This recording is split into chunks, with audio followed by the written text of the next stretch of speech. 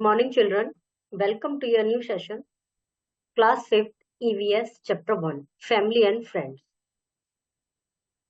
What do you call these relation in your mother tongue? Mother tongue में आप अपने मतलब क्या यूज करते हैं? फादर की सिस्टर को क्या कहते हैं? बुआ कहते होंगे। फादर की मदर को दादी कहते हैं, अम्मा भी कह सकते हैं, बहुत से लोग बड़ी मम्मी भी कहते हैं। तो जो भी आप कहते हैं वो आपको लिखना है। अंकल सन, अंकल के बेटे को, चाचा के, मामा के, अंकल के बेटे को। In previous classes we knew about family. In general, family is a group of blood-related people living together with love.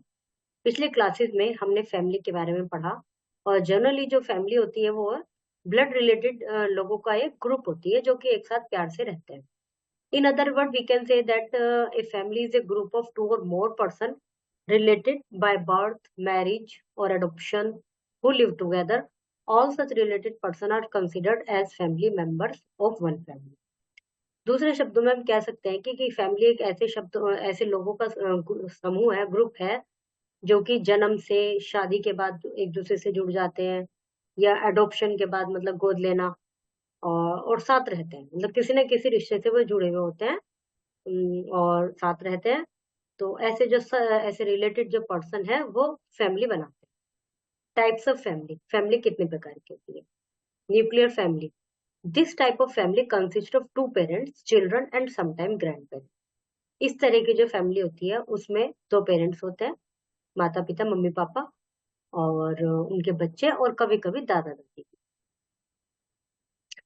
Joint family, it is a family consisting of parents, children, grand parents, cousin, uncle and aunts. Big family में या joint family में दादा दादी, mummy papa और अपने mummy papa के बच्चे, मतलब अपने सिबलिंग्स, फिर चाचा चाची, उनके बच्चे, इस तरह से इतने सब लोग रहते हैं, वो जॉइंट फैमिली कहलाती है। सिंगल पेरेंट फैमिली, कभी कभी a single parent is a person. Single parent वो व्यक्ति होता है हु हैज ए चाइल्ड, जिनके बच्चा तो है, और चिल्ड्रन या एक से ज्यादा ही बच्चे हैं, but does not have spouse और लिव इन पार्टनर, लेकिन उनका साथ में दूसरा पार्टनर नहीं है। ना तो वाइफ, जैसे वाइफ है तो हस्बैंड नहीं है, मतलब इस तरह से एक ही सिंगल व्यक्ति ही बच्चों का पालन पोषण उसको करना है, अपब्रिंगिंग करनी है और उस चाइल्ड को सपोर्ट करना है। तो ऐसे ये सिंगल पेरेंट फैमिली कहलाती है। किसी भी कारण से कई बार जैसे डाइवर्स हो जाता है या डेथ हो जाती है तो सिंगल रह जाता है मम्मी या पापा में से एक जना, और बच्चे तो है ही, उनका पालन पोषण तो उनको करना ही है। तो ऐसी फैमिली सिंगल पेरेंट फैमिली कहलाती है। Make a family tree of your family member. You can also make a family tree by pasting photograph on colored sheet and tying them on a hanger. एक family tree बनाना है, उसमें अपने photo लगाने, मतलब जिनके भी फैमिली मेंबर्स के। Now family structure has been changed. When our grandparents were children, women were confined to the house. They remained busy in household chores like cooking food, washing clothes, taking care of children in the family. अब जो family structure है वो बिल्कुल पूर्णतः change हो गया। जब हमारे दादा दादी थे, जब वो मतलब छोटे थे, या ये समझ लिए जब वो यंग थे, तो उस समय जो औरतों का जो कार्य था वो केवल घर के काम करना ही था, और घर में खाना बनाना, कपड़े धोना, बच्चों की देखभाल करना, अन्य फैमिली मेंबर की देखभाल करना, तो यही उनका काम हो रहता था। लेकिन nowadays girls are encouraged to pursue higher education. अब लड़कियों को एनकरेज किया जाता है हायर एजुकेशन प्राप्त करने के लिए। और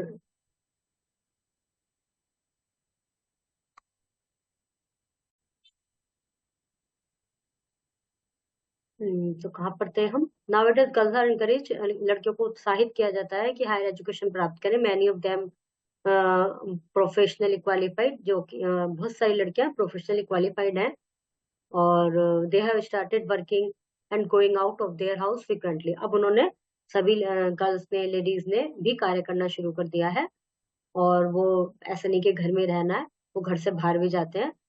सम even run different type of business, कुछ लड़कियां, कुछ लेडीज बिजनेस भी चला रही है। Many young boys and girls have to leave their families to go to other cities और कंट्रीज फॉर हायर एजुकेशन।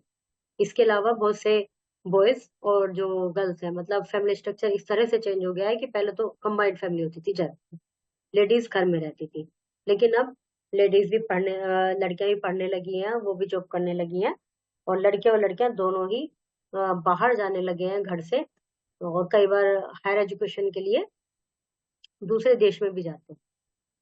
तो एजुकेशन और वर्क के लिए या एजुकेशन के लिए, whenever a family member move out of the house, the whole family structure change.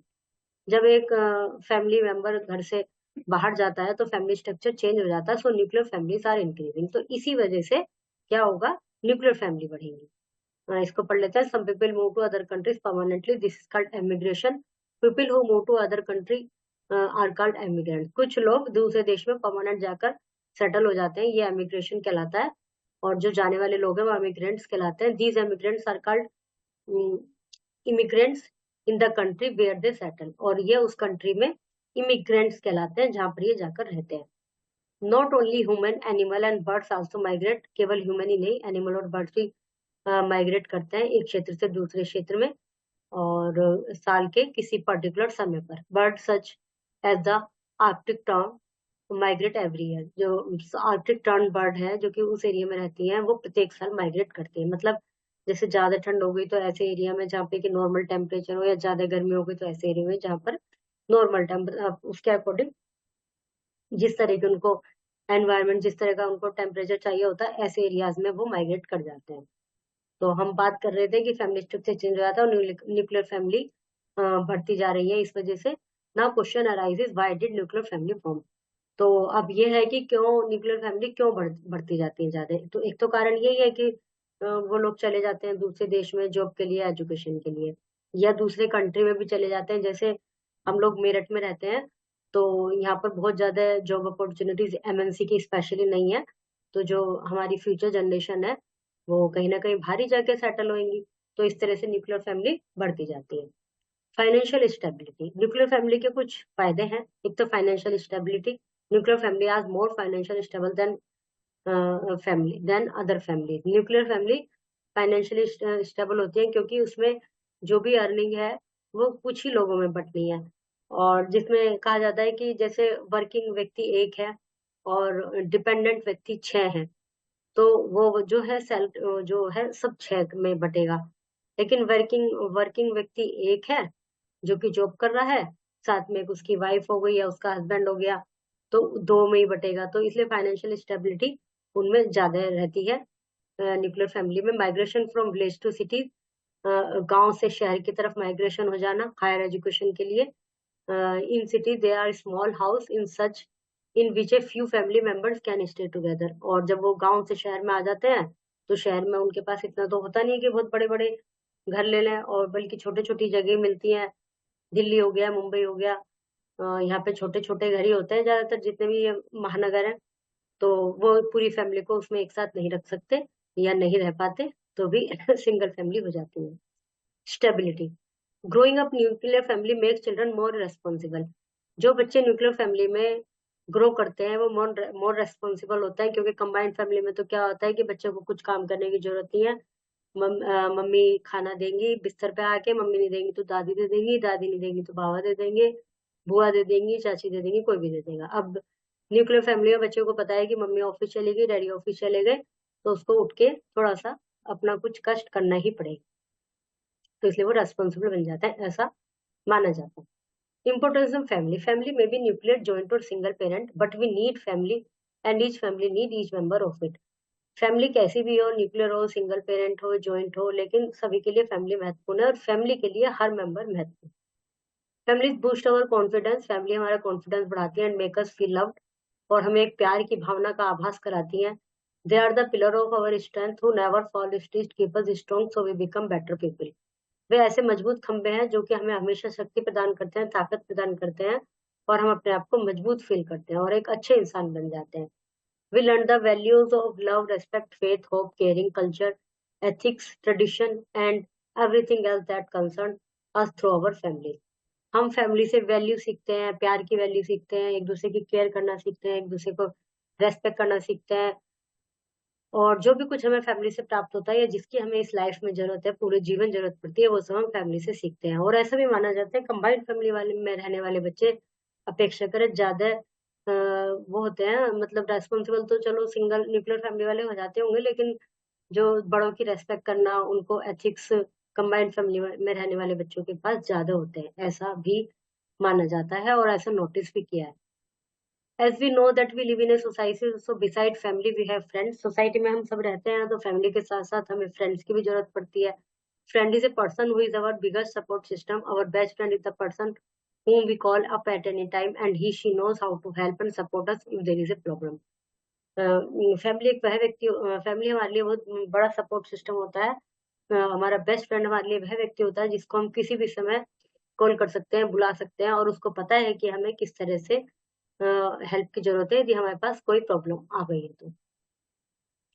Friends prevent isolation, loneliness and give you a chance to offer needed companionship too. Friends हमें isolation से बचाते हैं। कई बार हम बहुत अकेले से feel करते हैं, तो फ्रेंड्स हमारे साथ होते हैं तो हम वो अकेलापन फील नहीं करते और हमें मौका देते हैं कि कंपेनियनशिप भी फ्रेंड्स हमें प्रोवाइड करते हैं, हम भी प्रोवाइड करते हैं। हम जिसके फ्रेंड है उसको प्रोवाइड करेंगे, वो हमें प्रोवाइड करेगा, तो एक गिव एंड टेक का ऐसा रिश्ता होता है ये फ्रेंडशिप का, जो कि हम खुद अपने व्यवहार से, अपने सोसाइटी से, अपने समाज से बनाते हैं। Friend and all can also increase your sense of belonging and purpose, boost your happiness and reduce your stress. Friend belong अपनेपन का आभास कराते हैं और हमारे हैप्पीनेस को बढ़ाते हैं और हमारे जो परेशानी है, जो टेंशन है, उनको रिड्यूस करते हैं। Who are the relative when you have never seen, where do they live? क्या आपके कोई ऐसे रिलेटिव हैं जिसको आपने कभी नहीं देखा, कोई दूर रहते हो, उनसे कभी ना मिले हो, तो उनका यहाँ पे लिखिए और बताइए वो कहाँ रहते हैं। What value have you learn from your family member? आप अपनी फैमिली से क्या क्या सीखते हैं? तो वो आपको अपने अपने व्यूज लिखने हैं। ऊपर क्या लिखा है उसको नहीं, यहाँ पर आपको अपने व्यूज लिखने हैं। एंसेस्टर उनको कहते हैं पूर्वज। Displacement the action of moving something from its place और पोजिशन, किसी चीज के एक स्थान से दूसरे स्थान पर उसको डिस्प्लेस कर देना, मतलब रख कर दे, हटा देना। Man is a social animal who has always lived in group, मनुष्य एक सामाजिक प्राणी रहा है जो हमेशा ग्रुप में रहता है। Family is a source of great happiness that is gives a sense of belonging. Family खुशियों का खजाना है जो कि हमें अपनेपन की भावना का एहसास कराता है। The people who migrates are called migrants. Some people are forced to leave their home and shift to another places. People जो लोग दूसरे देश उसमें चले जाते हैं, दूसरी जगह पे माइग्रेट कहलाते हैं, माइग्रेंट्स कहलाते हैं। और कुछ लोगों को मजबूरन अपनी जगह छोड़ के दूसरी जगह जाना होता है। कुछ तो अपनी मर्जी से जाते हैं, कुछ को जाना भी पड़ता है, मन नहीं होता उनका तब भी जाना पड़ता है। Children have problems in adjusting to a new environment. There is big change. People living in a house are called members. We learn values. When only one person take care of the child, that is single parent. One of the main reason of migration is high education. Fill in the blanks. True, false. Brain teaser. How has your family changed in past 2 years? आपकी family में पिछले 2 सालों में कुछ परिवर्तन आया है? Do you know any person who has displaced due to some reason? क्या आपके नॉलेज में कोई ऐसा व्यक्ति है जो किसी कारण से दूसरी जगह जाके शिफ्ट हो? Okay, chapter is completed.